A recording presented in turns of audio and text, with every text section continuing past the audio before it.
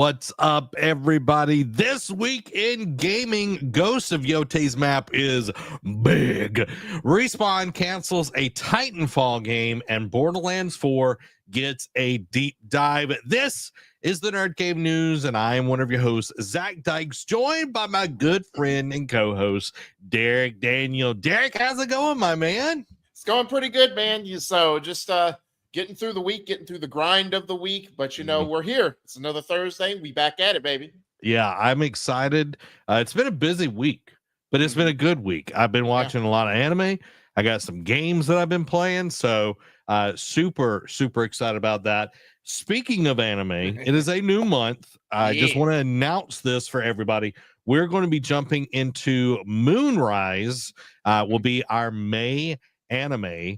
So if you want to join us on that journey, it is available exclusively on Netflix. So you will have to have a Netflix account, and we will be discussing it over on our Fable Club. So come and join us on that. It's going to be a great time.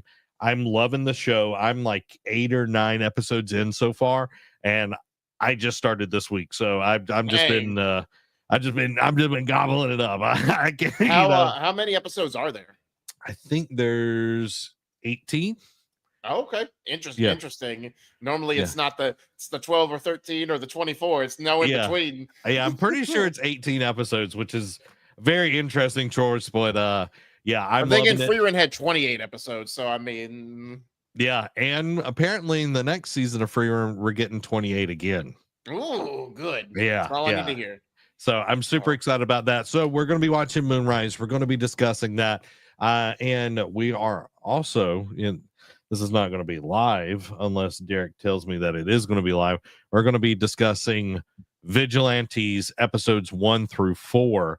That'll be a video that we're going to be putting out as well. So I'm excited about that. Yeah. Welcome to the stream, everybody. Welcome, Michael. Hope you're doing well, my man. What up? And welcome. I can't read it. It's too far away. It's on the teleprompter on the vertical. Let's see. Ray, welcome to the stream. Hope you're doing well tonight. It's like I'm using the vertical stream as my my vision into Derek's face, guys. So yeah, if I don't respond to your comments, that's probably why. But I'm excited, guys, because we are going to jump into one of my favorite sections. What you been playing, Derek? So didn't get the chance to play much, but I did dive more into South of Midnight on Sunday. Nice. I am pretty much, I know you've probably gotten farther now, but I am where you were at last week when we discussed this. I'm in chapter 5. I avoided Two-Toed Sam, I think is his name. I know it's Two-Toe. I don't know if it's Sam. Yeah, I think it is Sam. But Two-Toe, I avoided him at the church, and now I have to pretty much take him on and do that thing. The gameplay loops are really like this new loop that is introduced where there's a big vortex, and you pretty much have to get memories of like the disdain, the pain that is going on. Is very. I could see it for some people being tedious, but I think it's good, especially if it builds off of what happened in the chapter 3 with what's his name, the brother, not Henry. It's like it's a different way of spelling it. Anyway, but like the brother, but like that whole story of like, because you meet the regular brother, but then you see the other brother, like you learned like their backstory, like what led to this pain, him becoming a giant tree essentially, and it was just so heart-wrenching. I'm like, dude, this is okay. This is making me feel something. Like, this is sad. Like, it makes me angry at certain points, which is a sign of good storytelling. Because once it makes you feel a range of different emotions throughout that scene or throughout like that storytelling, it means you're doing it well. So by the time I was just like, man, I got to put you. I got to put you to rest, man. Like you've been through too much. Like you didn't deserve what happened to you. So I gotta, help you out. Yeah. And I haven't played any, I'm a little bit further in the Two-Toed Sam one. I think I've got 2 more whatever you want to call them, stains or not stains, like the pain and all of that kind of stuff that I need to pull. But yeah, dude, the way that they're setting up this one is, it's like you have, you had the brothers, and now you have a father and daughter kind of going Okay. on. And yeah, dude, it's really good. For me though, I have played Expedition 33. Oh, okay. I started that on the weekend, and dude, that game, there's something about playing a game that is like set in France, having French people in it, because this is setting up to be as depressing as Requiem and Plague Tale, like those games. But dude, Charlie Cox is the main character in the game. Really? Yeah. I was like, that's crazy. I was like, I know this dude's voice. And I kept hearing it. I was like, okay, I was like, it's not anime, but he like kept talking. I was like, I know I've heard this dude talk a lot. And then I finally looked it up, and I was like, oh, it's Daredevil. Daredevil's the main character. So, but dude, it is so good. I like it. Like, the combat is different because it is turn-based. It feels in a way like Sea of Stars. Yeah. Because like you can dodge, or you can like block or parry attacks, but you can also like amp up your attacks by timing things at the right point. A lot of systems to kind of like manage and everything, but it's really, really cool. The location, the story, and everything, I'm liking it. And the way they get you emotionally bought in to this game from the get-go is a masterclass.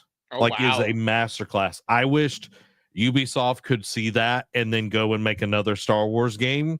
Yeah. Well, don't let them make another Star Wars game, but you know what I mean. Like, just make any game that's not Assassin's Creed in general.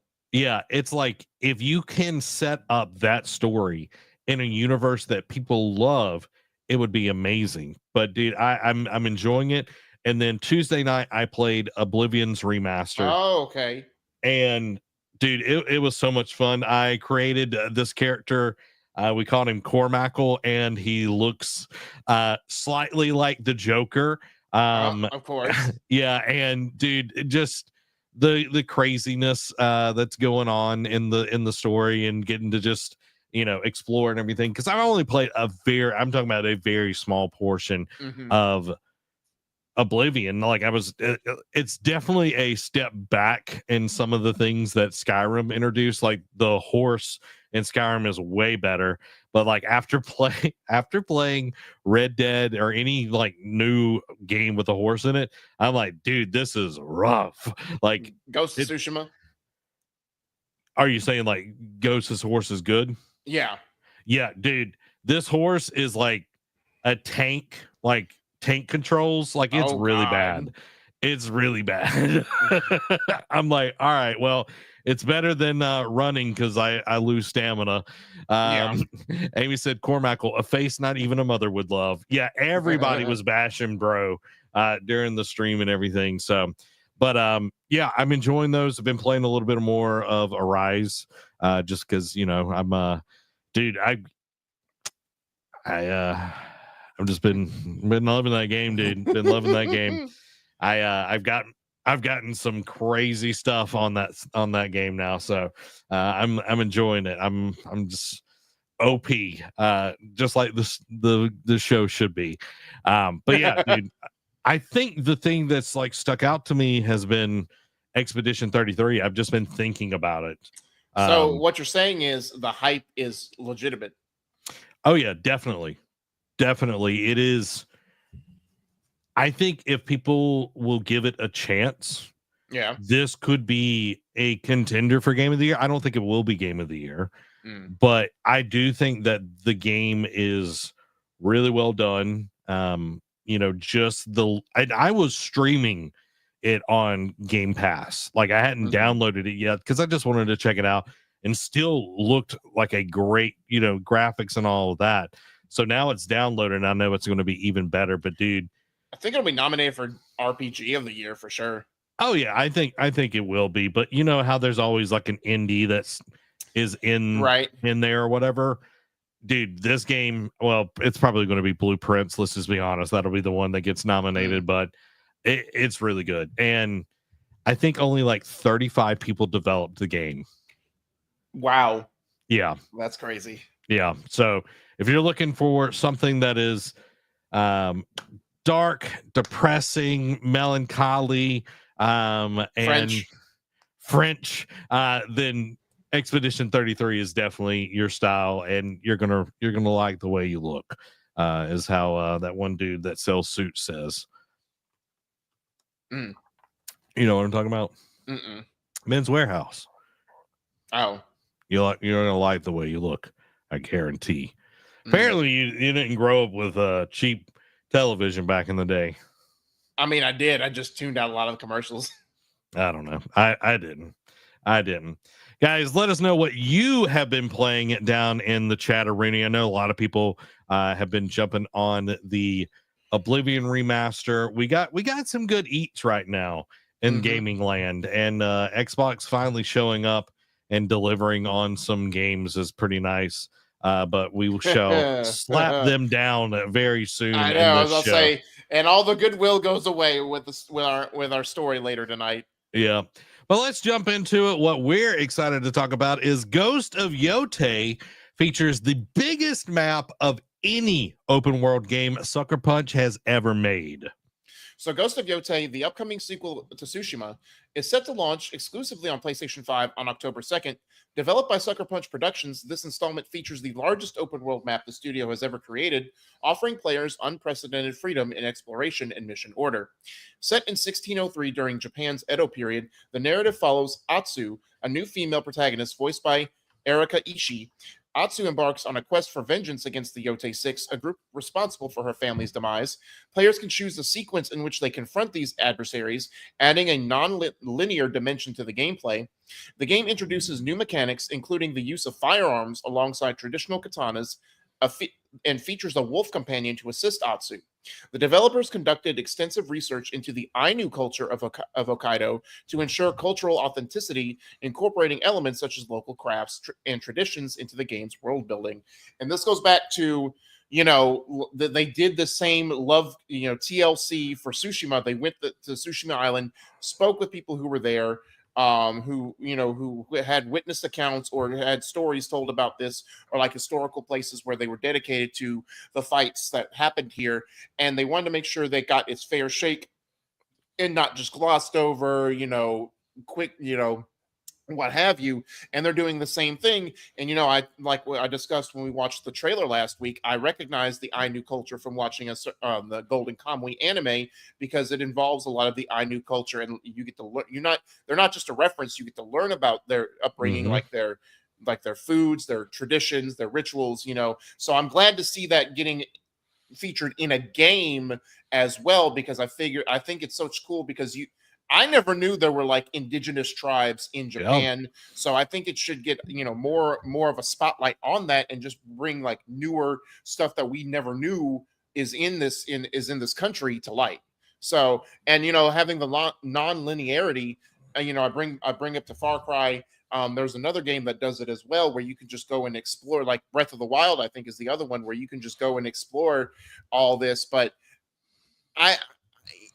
having the biggest open world, the only does that excite you, Zach, or does that make you cautious? Because, and again, I'll bring this up for reference, Ubisoft, for years on end, at every E3 when they had a next big game, they would tell, this is the biggest world we created, this is the biggest world, and then it would feel empty. Do you feel like, and again, they said they want the repetitiveness in Tsushima, like finding all hot springs, fox dens, all this, to go down and get more creative with their open world.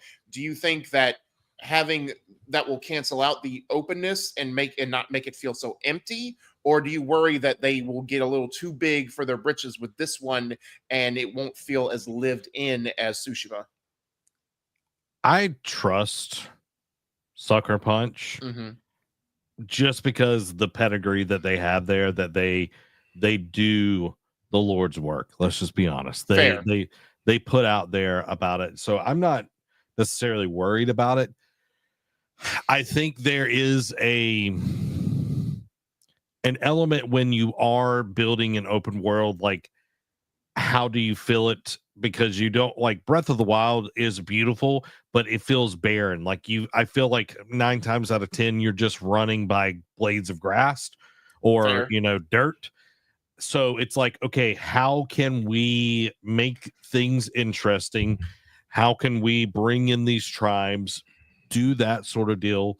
Also, there's like a time travel element that they're bringing to the game, Right. where you can go back in time. I don't know how free that's going to be, where you can do it at any point or whatever. Because when they did it for Tsushima, it was very constrained. Like you could only go within a certain parameter. Yeah.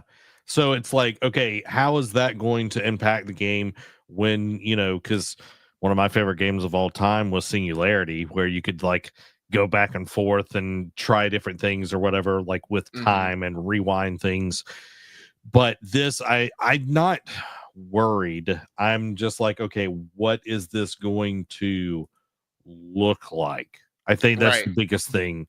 And just making it interesting. I don't really care about the size and scope of a map at this point, because we've heard that language for so long. I just care about interesting experiences. Like Iki Island was smaller than the map of the original game, which of course it would be. Well, but yeah. I thought Iki Island had some really cool moments in it. True. So, and it was really done with care, even though, it was not a quick turnaround, but they got it out within like a short time span after launch as well. So again, I echo everything you just said in the sense of I trust Sucker Punch because they do the dirty work. They get in there, they strap up their boots, wade in the mud, and make sure that what they bring to the audience is worthwhile, is authentic, it is made with TLC. So I don't worry about the openness. The only thing I worry about is with the linearity, like what will going to face any of the Yote 6 at any point. Will it be scaled? Like say you take out one, it's like, all right, now these two are going to jump or bundle together and or team up or have stronger forces waiting for you now that they're on their guard. Or will it be like, hey, you can face them, but they're going to be different levels. You know what I mean? The spider may be level 10 starting off, so he may be the easiest to go after. But then the dragon, it's like, oh, I want to take him out first, but he's level 30 or whatever. I wonder how it will be. I don't think, because they really didn't do leveling. Yeah, that's like that in Tsushima. I doubt they bring it into Yote. Yeah, but I do wonder, is you going to take care of any of the Yote 6? Will that evolve the world depending on how you branch off and do things? Yeah, I think it will be interesting because Iki Island, depending on when you played it, would also vary the story. So if you finish the whole game, you got a slightly different story, some different lines of dialogue and everything. With this, it's like, okay, well, what if I go and take out the leader, this Lord, whatever his name is? I don't know. Go ahead. Yeah, Lord LeBron James. I don't know. It's like, okay, what if I go take him out first?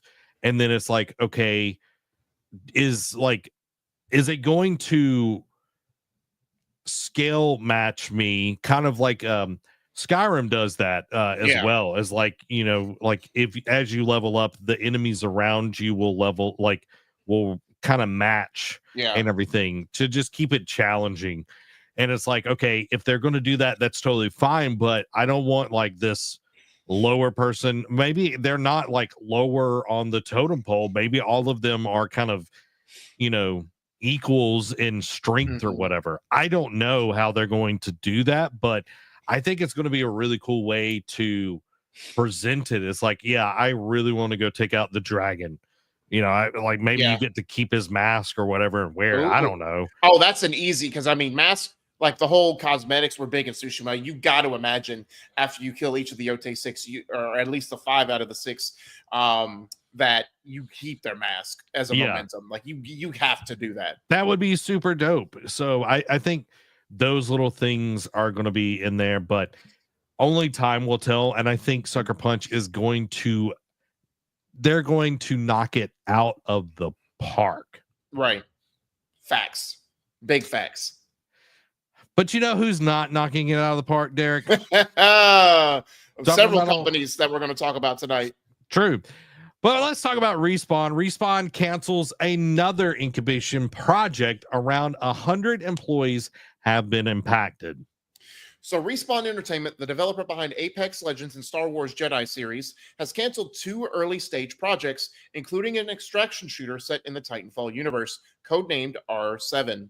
This decision is part of a broader restructuring by parent company EA, which has resulted in the layoff of approximately 300 to 400 employees, with around 100 positions affected at Respawn. The layoffs impacted various departments, including development, publishing, and quality assurance teams at Respawn, as well as roles in EA's Experience division, encompassing customer support and marketing. Some displaced employees have been reassigned to other EA projects, such as the Iron Man game at EA Motive and the Battlefield series. Despite these changes, Respawn remains committed to ongoing projects, including the continued development of Apex Legends and the next installment in the Star Wars Jedi series. These layoffs are part of a larger trend within the gaming industry, where rising development costs and shifting market dynamics have led to significant workforce reductions across multiple companies. Also, also greedy corporate overlords. Let's not wash over that. Let's not restructure the wording. Let's call it what a spade a spade. This is people who want to keep their 6th vacation home and say, all right, it's an employee or losing more money or having money getting out of my pocket. I ain't about to do that. So boo hiss, death row to all of these people. Not the ones laid off, but the corporate overlords. But this is, it's a continuing problem. I mean, 300 to 400 is ridiculous, and it's happening at Respawn. Pretty much the only thing keeping EA relevant at this point, arguably. Probably not even arguably. It's probably the de facto decision, and that just, again, it shows no one is safe. Like, again, we talked about it, I think, earlier this year. Marvel Rivals, very successful game, and their studio still suffered layoffs because of this. And it's like, you win, let's say you don't do well, layoffs. Cool, understandable. Still don't like it, but understandable. You win, still layoffs. So it's like, what is the right choice? And it's like, you just can't win for losing at this point. But it sucks to happen. Again, people, we don't know what this Titanfall universe game was going to be. Obviously, it was still in an incubation phase, never saw the light of day. But again, people have been wanting something Titanfall-esque for a while now. That everyone, like, Titanfall 3 is becoming arguably the next Half-Life 3. You know what I mean? Or just in that same realm in terms of people just wanting that a new Titanfall. And continually not getting it, or in the same realm as Splinter Cell. People, like, I know you want a new Splinter Cell game, and Ubisoft just forgets it exists. But my thing is what, I don't know if this was going to be another battle royale, another live service game that people are seeing. Maybe some people are starting to see the writing on the wall, and they're just like, let's cancel it before it even sees light of day, and we lose an exorbitant amount of money on this. But also, as long as it's not a Star Wars, as long as they didn't cancel the next Star Wars Jedi game, I'm okay with that. I don't know, Zach. What does this speak to you in terms of like not just EA, but just in terms of like, is Respawn maybe regretting getting in bed with EA at this point? Yes and no, because they have had 2 uber successful games within the Jedi series. And Apex took the word, like, it arguably Apex went toe-to-toe with Fortnite for a while. Yeah, and I don't like, nothing's really coming out about Apex, but apparently they're still supporting it, and that is technically within the Titanfall universe. Right. But like, I looked it up, around 4 million copies of Titanfall 2 was sold, and EA was expecting 9 to 10 million All right, Square to be Enix. sold. like that is like 4 million copies is pretty good for that game. Right. But in this economy environment and everything, it's like, okay, if we're going to spend hundreds of millions of dollars to create something, do we want just 4 million copies, or do we want something that has, just sells gangbusters? And it's just like, wow, really? How many? I'm looking at Jedi Survivor, and there's no way. There should have been more than that.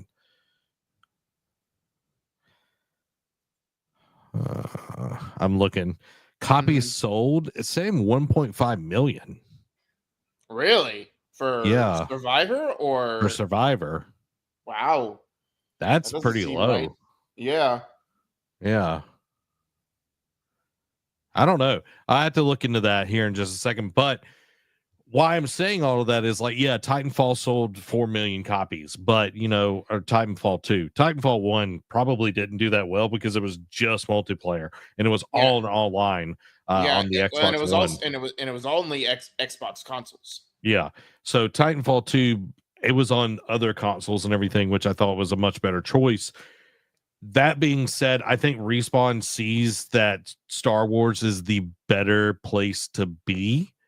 And I think that they are going to see, a lot more success with all of that. But I don't know, dude. It's kind of, it's frustrating to constantly see these companies letting talent go. And eventually it's like, you're not going to have any talent there because you're not willing to pay for it. And that's how industry works. You have to pay the talent. Yeah. No one is working for free. I mean, let's be fair. To cross streams a little bit, look at sports. Like, when you're an NFL team and you have a franchise quarterback, hey, you want to go to the Super Bowl and be relevant and make your franchise a whole lot of money, you need to pay for the star. You know what I mean? So I mean, if you let every quarterback go, the fans are going to get tired and be like, you're just going to not pay our stars. So why are we investing? Why are we going to games knowing that this person won't be here in 3 to 4 years? Yeah, it's insane to expect that because it's just not going to work out. It's I don't know. And I want to be like, oh, well, look at the anime industry, and it's like their working conditions are awful. So especially if you're at Mappa. Yeah. Welcome back to Artrum over on the vertical stream. The rug pulled Titanfall 3 from us. EA became too corporate heavy. Once the loot boxes were removed, EA couldn't produce enough numbers for their suits. Yeah, I feel like they've been that way for a long time, though. True, because even though they still have the microtransactions, like mainly for their sports games, like the Ultimate Team stuff. Yeah, but like even like, because didn't they do? Was it Dead Planet? No, Lost Planet. I was talking about Lost Planet, but yeah, Dead Space. Like they, Lost Planet was way worse, like with Lost Planet 3, but that was, who did Lost Planet? I think Capcom. That was Capcom. Yeah, all of them suck. Let's just be honest. All of them suck. And it's like we love a lot of, like, we love the developers. We do not love the publishers because when it really gets down to it, all they do is try to make money, and they will sacrifice anybody and anything to make more money. They would even sacrifice their grandmother if it would give them $10 more. Let's just, But also an asterisk by that one too. It's like, even if we do love something, like we were both Sony ponies, we still call them out on their crap. Mainly Jim Ryan, but he's no longer there. True. Yeah, thank the good Lord with that. Guys, make sure to go and subscribe to the Nerd Cave News on podcast services of your choice. We're available all over the place. And of course, we're here on YouTube. That is going to be the most updated version of everything. So make sure to check us out here and to check out our Eat Sleep Anime Show if you haven't already done that. We got a lot of great content over there. We're going to be recording a new episode tonight, or a new review. What, I don't know what we call it. First impression of My Hero Academia Vigilante, which, spoiler alert, it's actually pretty good. I'm enjoying it. But go check all of that out. Support us. Make sure to like and subscribe. It helps us out. It helps us keep the lights and the mics on. Now it's over to some PlayStation news, sort of, in a weird way.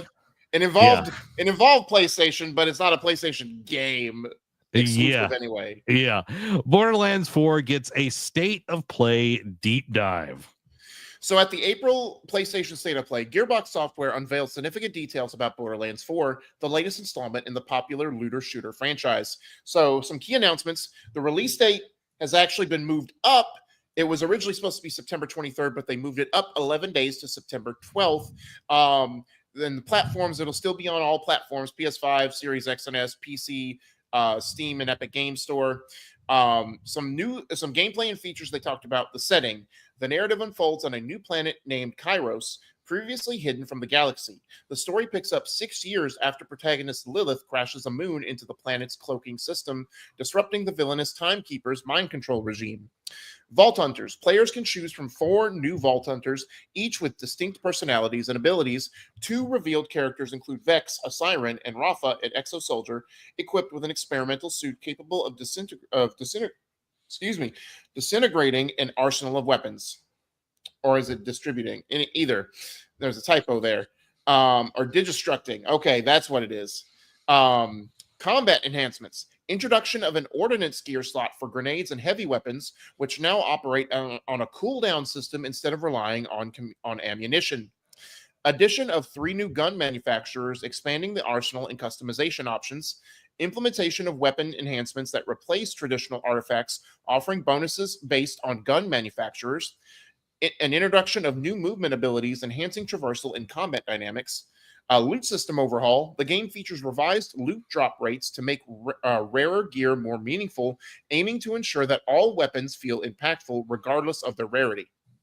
So, some good stuff there. Again, the revised loot, like I do like the loot drop rates where, it's pretty much like any RPG, like the rarer the loot is more meaningful as opposed to something you can just get every other place you go to or every other villain that you kill, so to speak. But does this, I know we both played the Borderlands franchise throughout, the first couple iterations. I played a little bit of 3, never went back to it. I expect the answer here, but does this move the needle for you in terms of that? And also, what are these changes say to you in terms of obviously we're this is not for us, but what do you says it speaks for the fandom? Is this pretty much just copy and paste still? Or is it more of if it ain't broke, don't fix it type thing? Let's just improve on what works. What say you? So to the first question, it doesn't really move the needle for me personally. Yeah. The most fun that I've had with the Borderlands series is actually the tells from the Borderlands. I thought the comedy was great. I didn't finish it because that was when Telltale was slowly piecing everything out.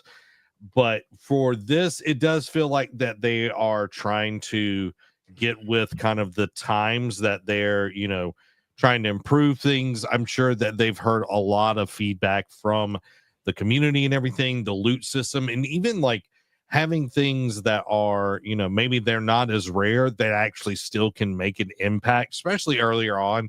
You're probably going to be rocking, a common, so Right. It's make that common in that moment feel powerful, feel like you're doing something. And then as you go up, it's it has more this, that, and bells and whistles and all of that. But for me, it's the last time I played a looter shooter was Destiny, so it's I've never really got into this, but I like that they're doing, some new movement abilities, enhancing the traversal and everything. But it's okay, what is this new planet going to be? How is that going to go into the the lore, like all of these things. And to Artem's point, Borderlands 4 needs more goofs, more guns, more moxie to be a success. Fair. You know, and this is coming from somebody that I played a little bit of one with my roommate in college, and then played Tales, and it's like nothing really has ever stood out with this franchise, in my opinion. It is just I don't. It's not a game for me personally, but hey, if you like it, good on you. Hope you get a great game, and you know, at least they're trying something a little bit different. Exactly. So same thing. You know, moving the needle now. It doesn't move the needle for me, but you know, again, the loot drop rates and like the boost based on the gun manufacturers, like they've always kind of had different things, but I feel like they're going to go more of like, hey, if you have like a lot of guns by this manufacturer, you might get a boost. It's sort of like, I think back to God of War, like you see, like if you get certain armor pieces and like you make the whole set, like you get a whole like set boost as opposed to just like one piece equipped or the other. So I feel like they're going to go more towards that route where if like, hey, you have like a long range, a short range, a pistol, like that kind of thing by the same manufacturer, they all kind of get a boost from each other type thing, or like you can get stat buffs or something like that. So that's what it feels like they're going to do with that sort of thing. Release date getting pushed up. It doesn't happen a lot. It's very rare, like just in the industry in general, when you see a release date get moved up. And of course, I feel like it's more out of like, hey, we don't know when GTA is dropping this year, so let's just move it into a place that it's probably not going to happen. Right. And you know, you would think they would know it's in-house, it's 2K, they would have like a little bit of hints and tips. Well, maybe they did. Maybe they did get told. But then again, Randy Pitchford came out and said this has nothing to do with any game releases, like especially not GTA 6. Yeah. But again, the fact that you had to come out and state this means that you know something. Like you got a tip saying that, oh, this is where they're thinking about releasing GTA 6. Well, they're not playing an EA where, you know, you release Battlefield 1 and then Titanfall 2 a week later. Or vice versa. It's just like, okay, we're not going to cut our nose off to spite our face here.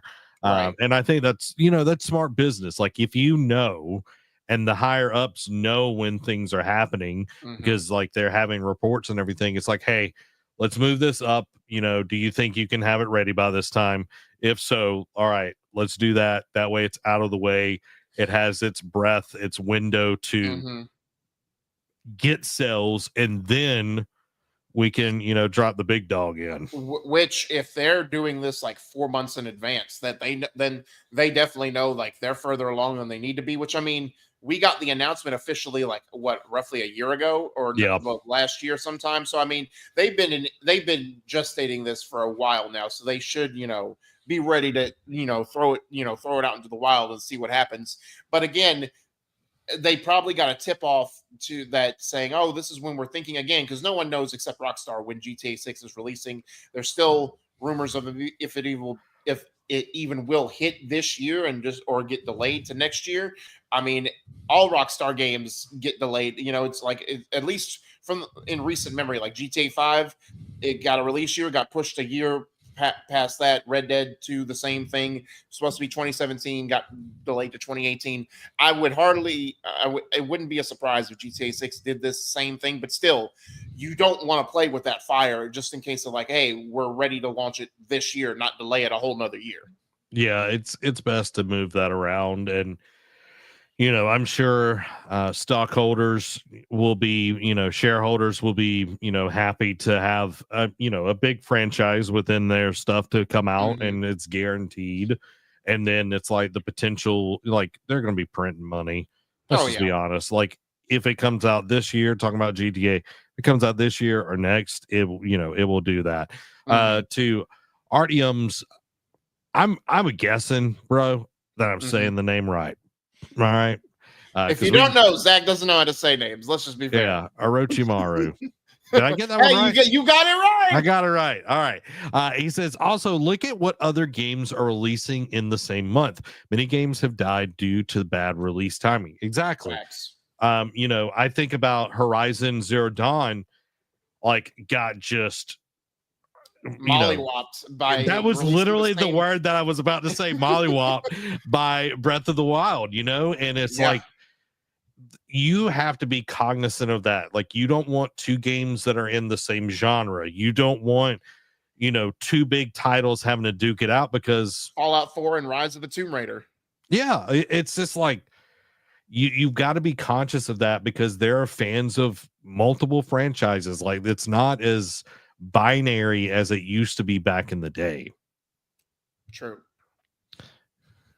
Okay, Art or Ziggy. Okay, we'll go with Art since that's in the front. That way I remember. Thank you, Art. Thank you for letting me know. But yeah, Derek, anything on Borderlands 4 before we move on? Nope. Just for the fans that love it, good on you. You get it 11 days earlier now. 11 days. That's not that much, but yeah, it is something. All right, let's move on to these jerks at Microsoft. Oh boy, our other black sheep of the night. You know what I mean? Yeah, this is like, come on, dude. Microsoft raises the prices of all Xbox Series consoles. So Microsoft has announced a significant price increase for all Xbox Series consoles, first-party games, and accessories. Effective today, this move aligns Xbox with broader industry trends driven by rising development costs, inflation, and global economic pressures. In the US, the Xbox Series X now costs $600, which has increased $100, while the Series S, the 512 gig, has increased to $380, which is up $80. A new 2 terabyte Galaxy Black Special Edition of the Series X has been introduced at $730. Prices have also increased internally with the Series X, now $500 or £500 in the UK and £600 in Europe. Alongside hardware, Microsoft confirmed that the first-party Xbox games launching this holiday season will be priced at $80. Boo hiss. Accessory prices are also climbing, with the Xbox wireless controller now $65 and wireless headset $120, which that's not. Side note, it's not that bad of an increase. Like, I know some of the special edition controllers that they released while I worked at GameStop were a little bit more than that, but still, 60 to 60, it is still an increase. Microsoft attributes the price hikes to increased production expenses, ongoing tariff-related import costs, and the need to maintain sustainable development pipelines. This mirrors similar moves by Sony and Nintendo, both of which have recently adjusted their pricing strategies. Despite a 6% drop in Xbox hardware sales last quarter, Microsoft's gaming division remains strong, buoyed by Game Pass subscriptions and continued success from key franchises like Call of Duty and Minecraft. Zach, like we saw this, it dropped today. Like, I thought I had everything set yesterday when I set up the dock, and then Microsoft said, nope, we got one more for you, my Chief. beer. Exactly. And this is a doozy. I mean, it goes back to Nintendo. Like, I know they even though they delayed pre-orders for the Switch 2 and some other stuff like their accessories, went up in price, since the initial unveiling of everything. But they said, hey, the console's holding true. And we all saw this initially, and we're like, all right, the floodgates are about to open. GTA 6 will be no reason that it won't be $100 now at launch. Games will increase. And now Microsoft is falling in line. And it's, of course, it's not out of the realm of the possibility that Sony will do the same thing. Maybe not tomorrow, but that it'll happen. And Mike brings up, in other words, we saw an opportunity to raise prices, so we did. Exactly. Yeah, 1,000%. And this is just, I feel like this is going to be the new Microsoft and ebb and flow. Like, we saw it, like they were doing such goodwill. They were buying up companies. They were setting the dominoes for these games to come up. They were doing consumer friendly, things. And then all of a sudden, boom, close Tango Gameworks, boom, close this studio, boom, lay off hundreds of thousands of people. Yep. And now they're, and we called them out on that. We held our disdain for that, and now they're putting out quality games. With South of Midnight, Avowed is doing pretty well. Like Indiana Jones and the Great Circle did pretty well. But now it's like, all right, now we're going to raise game prices, and now we're going to even do something that Nintendo should have done and raised hardware prices. And like, that's ridiculous. It's expected, and I'm gonna get ahead of this. I'm gonna call it like I see it. And maybe it's a GameStop thing, or it will be a GameStop thing. Maybe it won't. They're going to increase the price. Like just say a regular Series X console, $600 now. They're going to have it. Oh, get it $100 off at GameStop for the holiday season. The price it was already before, earlier in the year. So that's what they're going to do. It's the old Target bait and switch. Like, oh, yeah, raise the price and then put it back down to where it was. Yeah, like Xbox is in a very interesting position because Game Pass is so well loved, and it is like even now with it going up to $80 per game. I don't know why in the world you would buy a full price game when you can get Game Pass, play the game for a month, and then get rid of Game Pass. Like you have saved money. Even if you like Call of Duty, you're saving money doing it that way. With the console rises, in pricing, you're good, bro. That right there is inflation, tariffs. Like we know that pricing is going to go up on a lot of things just because of how things are going in the world. There is our country is in talks with India to take over a lot of the manufacturing, which is kind of ironic when we're like, oh, we need American jobs, but we're going to give another country our jobs. Right. You know what I mean? That's neither here nor there. But when we see Xbox struggling to sell their console and then they're like, oh, we got to raise the price. It's like, do you? Are you really taking that big of a hit? Like, have you not figured out how to make your console cheaper? Right. At this point? Like we're arguably over halfway through the console life cycle. And this, like, if you're following like a 7 to 8 year trend, we're over halfway through, and it's like you haven't really dropped the price on it yet. And it's like usually by this point you find the more powerful or like the upgraded version, and then it's like, all right, we lower the price of the original one, or even just at this point before you even do like when you do even a slim version, you cut the price by $50. Yeah. Well, and I think because they've done the split SKU from the beginning that we're not going to be getting that, because even now with like the 2 terabyte version, it's, even more expensive, and they never brought down the price and everything. But, when it's said and done, like I will say one good thing about Nintendo, one bad thing, they did not raise the price of their consoles for Switch 2 after all the tariff stuff was going on. That is a good thing. That is smart business. They know that the console is the gateway. The attach rate is the games. Correct. So making the games the thing. You get people on the console, then you get people into the games. The bad thing is the $80, and now we see the trend. Xbox is going up to 80. PlayStation will soon follow after that. All 30 third parties will go up, and even indies will start going up now. I'm going to say it. I'm surprised when Nintendo said $80. Ubisoft didn't come out the next day and said, we're doing it too, because, they want to jump on every trend. I'm surprised they didn't jump on this yet. I'm surprised they still haven't, but we all know it's coming. I also think Ubisoft is just keeping their head low and be like, please buy AC Shadows, please, please, please. You know what I mean? It's like they don't need any ill will.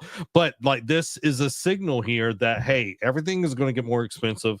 And if you can find ways to, like, you don't have to play new games. You know what I mean? Like we were talking about, we're playing these games. We're doing it through Game Pass. Like we try to be smart about our spending on games, because we also know that we don't have a ton of time to play games. And also we don't want to be burned by buying special editions like of games or early access or anything like that. And it's just like we have backlogs. We have other things that we can play, and it's like, don't think that you have to play the latest thing because don't let FOMO take a hold of you. Yeah, just because your favorite content creator or something like that, you see these ads, you see people playing it, your friends are playing it. Don't let those people pressure you in, because that's just working into the corporation's like hands. Yeah, and I mean, not to go off on a tangent, but it's like let's just take Expedition 33. If it's a brand new game, brand new IP, watch it. Like, I mean, especially like now more than ever, vote with your wallet. Like, yes, it's doing gangbusters, but not every game is for everybody. Like you said, like you can watch your favorite streamer, like you can watch your favorite content creator play this game. Now, if it's like, say, a highly anticipated sequel, like say God of War Ragnarok was coming out, Yote, you know, like on that, I would say now Yote's a little different because it's a different time period. It's in the future from Tsushima, but still, like the point stands. If you're waiting for a highly anticipated sequel and want to go in and like you can't get it right away, just don't watch it. Like, obviously, like go in blind, like just mute certain you know, notifications on things. Notifications on things, you know, so that way you're not missing out. Like, don't let FOMO be a real thing. I know it's easy to say, but it's a real thing. Like, people like have really I've heard stories of people going into debt because it's like, oh, I have to play the new thing or I have to get this latest thing. No, you don't. Just calm yourself. That would be me back in the day. You know, like I thought I had to play everything, you know, so just word from the wise, it's like it will be there when you have the money. Exactly. You know, or eventually, if it's a third-party game, hit Game Pass. Yeah, I'll give it to my roommate David from college. He was literally like 2 console generations behind us. And he would just like somebody would give him an Xbox or whatever, and then he would only buy something if it was on sale. And I'm talking about like deeply discounted. And he loved every minute of whatever he was playing. He wasn't concerned about the latest and greatest. And it was just like, you know, that I feel like that is such a liberating kind of thing, you know, because it's like when you're just trying to keep up with everything. Art says Microsoft is playing the long game. They continue to price hikes will make it more logical to move to PC gaming, which also has Microsoft's Game Pass, the slow Sony killer. I think it's the xCloud. I think that is more of the thing than even the PC, because when they put it on every Samsung TV, every iPhone and Android can now play games. Like, I literally played a good chunk of Starfield just on my phone. You know, and now it's like I literally can play, and I know this is another piece of hardware, but like I've literally played all of South by Midnight on my Steam Deck. And it's like Game Pass is the way for them. They've got 34 million subscribers on Game Pass, which is a huge chunk, but it's not where they want. And maybe this is their play to get more. I know it sounds crazy, Derek, but maybe this is the play. Though, like, because like maybe this, like, people like, hey, you have a fixed income, you can't buy games at $80. Game Pass. Yeah, exactly. So it's like they're wanting to hit 50 million. Like, I think it's like 56 million was like the goal that they wanted to have by the end of 2024. And it's like they hit 34, and it's like, okay, it's shrewd business, y'all. Like, when you really get down to it, it is shrewd business, and business people are making the decisions, not the artist. They're trying to make good games that we love and enjoy and want to play. And I feel like we're railing on corporate greed, but sometimes you just got to call it out, because you get layoffs, you get all of these crazy things going on. And even when you make money, you get layoffs. Yeah, it's like, dang if you do, dang if you don't. Yep. You know, Art says, I bought the Ultimate Edition of Space Marine 2 for $40 instead of $100 because I decided to do a Dark Urge playthrough of Baldur's Gate 3. So how did you? I'm confused. How did you get $60 off a game? Oh, because you played through it until it came down. I'm assuming that's what it was. Yeah. Derek, we're using critical thinking skills here. And you could also use your critical thinking skills after we rail on people about like spending money. It feels weird to go into the Patreon quick hits and ask for your money. But guys, it is time for the Patreon quick hits. The Patreon quick hits are brought to you by our wonderful patrons. Go and support us the Nerd Cave by getting your very own Nerd Cave membership to help us to continue to make awesome shows just like this one. This is a 1.5 person business here, guys. We love making awesome content from the Nerd Cave News every week, our streams on Tuesday, and of course, our Eat, Sleep, Anime content. So if you enjoy any of that, like, we do this all for free, but any support, if it's $1, if it's $5, if it's a bajillion dollars, that would be cool too. But guys, go over and you can even get a free membership over on patreon.com. You can see some of the cool stuff that's over there. So become part of the ship, part of the crew by going over to patreon.com/nerdcave today. And you could be awesome. You could be awesome. Build it beautiful. Derek, it's time for the Patreon quick hits. First up, Madden 26 release date has officially been set for August 14th. Following that, College Football 26 release date has been set for July 10th. Let's go. Sydney Sweeney to star in split fiction movie with John M. Chu attached to direct. Resident Evil 4 remake sales have hit 10 million copies. Lords of the Fallen has yet to break even 18 months after launch. Indiana Jones and the Great Circle on PS5 is selling faster than PC and Xbox versions. Skate is not going to be playable offline as Full Circle reconfirms early access launch for 2025. Star Wars Eclipse, the game we haven't heard anything of since at least that I can remember. We've only got that trailer. Right. Concept art reveals multiple species, including Rhodians and Gungans. Elder Scrolls 4 Oblivion Remastered has already hit 4 million players worldwide. Original Oblivion designer admits level scaling system was a mistake, despite it still being in the remaster. Claire Obscura Expedition 33 continues success with 1 million sales in 3 days. That's not including Game Pass numbers. Exactly, which is ridiculous. Expedition 33 movie is being co-developed by Sonic movie producers. Expedition 33 DLC could happen due to the game's success, reveals lead writer. Elden Ring surpasses 30 million shipments and digital sales worldwide. Larian Studios' Sven Vinke says it's deep in the trenches on its crazy, ambitious RPG. Following that, Larian Studios boss says Baldur's Gate 3 DLC didn't happen as it would have been the, quote, boring option. Capcom's beloved RPG Breath of Fire 4 back from the dead on PC 25 years after the original launch. FBC Firebreak, another game we haven't heard of in a while. Remedy's co-op FPS set in the world of Control sets its release date for June 17th. That is over a month and a half, just a month and a half away. Pokemon TCG Pocket busts out another major expansion, Celestial Guardians, which is themed around Pokemon Sun and Moon. Give me Gen 2 and Gen 3. Zach's not asking for much. They're intentionally skipping. About. They're intentionally skipping this just to tick off. They Zach. are.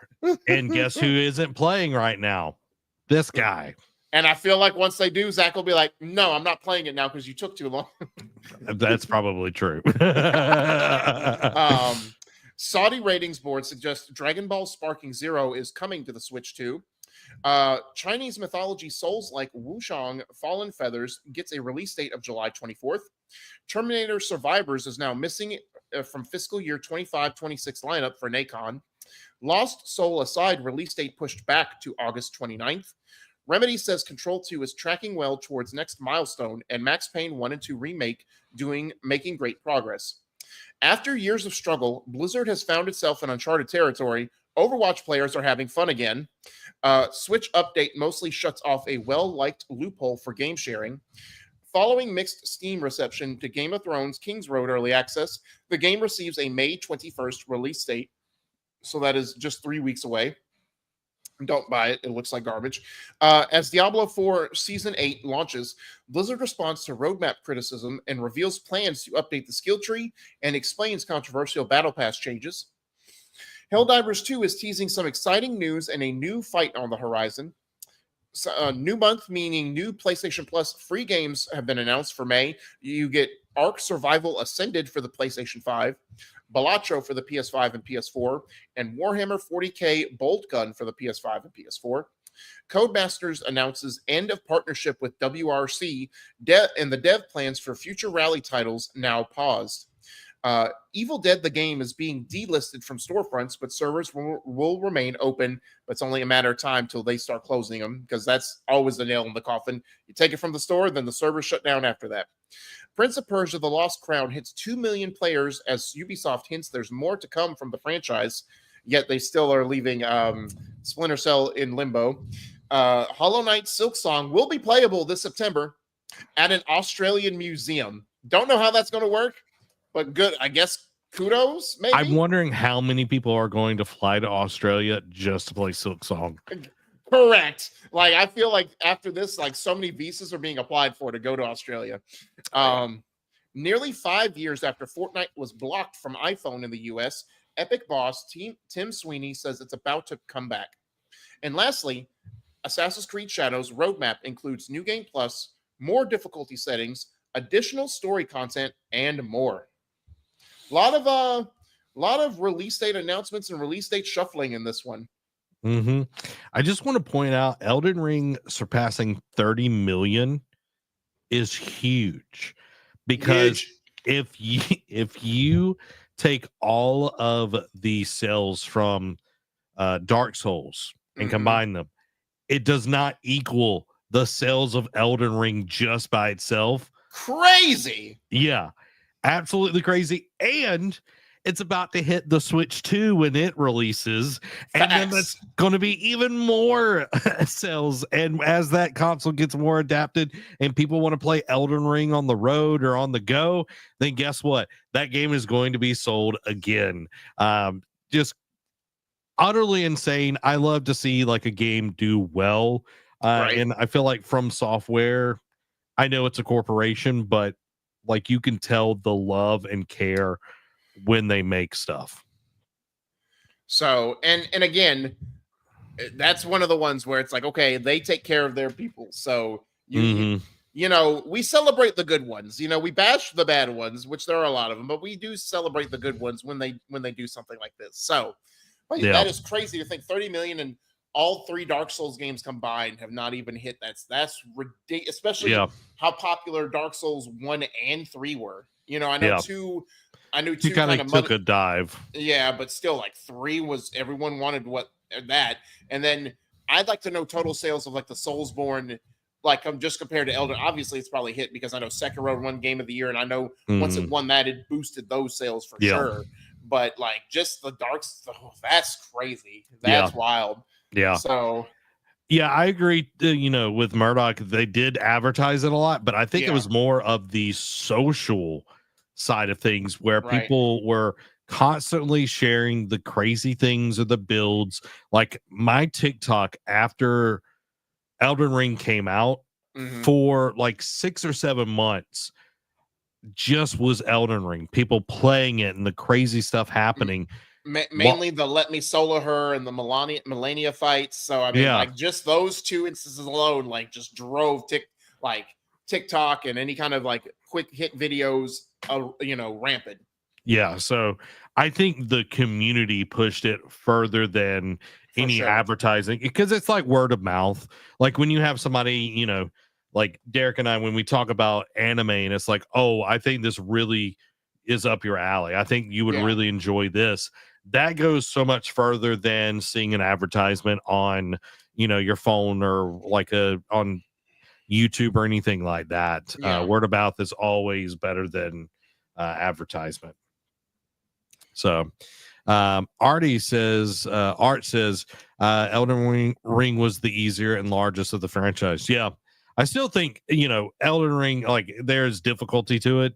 I haven't played it, but I'm not a Souls fan. So yeah, and I know like it's crazy to think about because the next game that follows, like I know they're doing a Switch 2 exclusive, and I know, but I know Bloodborne was, you know, Demon Souls were like not flashes in the pan, but like were outliers in terms of like, because you know every other game that they've done has been multi-plat, but even Demon Souls and Bloodborne have done really well sales wise and like critical acclaim. But the game that like the next multi-platform game that follows Elden Ring, it'll be interesting what they do, but also I feel sorry for it because I feel like with how crazy successful Elden Ring has done, like with it winning Game of the Year, with the DLC being Game of the Year nominated, and then like just hitting crazy sales numbers and all that. I feel like no matter what they do, I feel like it won't be like a Dark Souls 2 where it'll be a severe letdown, but I feel like it won't live up to that expectation, whatever the next game will be. It's gonna be hard for it regardless. But having Armored Core 6 in between it, I think will kind of help it just slightly. True. You know, when you really get down to it, but only time will tell. But I'm excited for FromSoft. You know, the creators and everything, they seem like they actually care about the fans and what they're working on, which, you know, I love that. I love when people actually care. And you know, well, only time will tell, everybody. Well, that is this episode of the Nerd Cave News. We hope that you have enjoyed it. We're going to be chatting about Vigilantes, and it's going to be great. So make sure to keep your eyes peeled for that. That will be going up on the channel. You're not going to want to miss that. But this has been Zach and Derek. Y'all have a blessed week. Bye-bye.